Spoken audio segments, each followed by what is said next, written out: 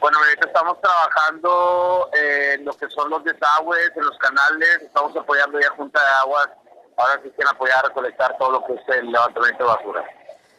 Ahorita lo que tiene que ver, ¿cómo han estado en el levantamiento de desperdicios? Bien, se ha estado trabajando, ayer por la noche se hizo el tercer turno, ayer por la noche estuvieron trabajando, pues ahora sí que los 3 turnos, hoy en la mañana salieron a trabajar el primer turno.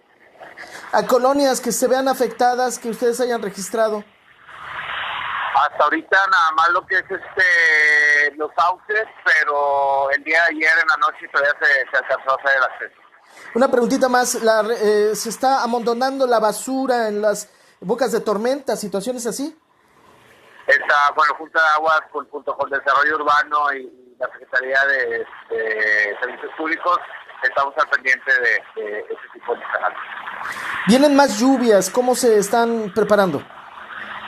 Estamos preparados desde la semana pasada por indicaciones de nuestro alcalde, estarle ahí dando seguimiento con todas las dependencias, Protección Civil, Desarrollo Urbano, Junta de Aguas.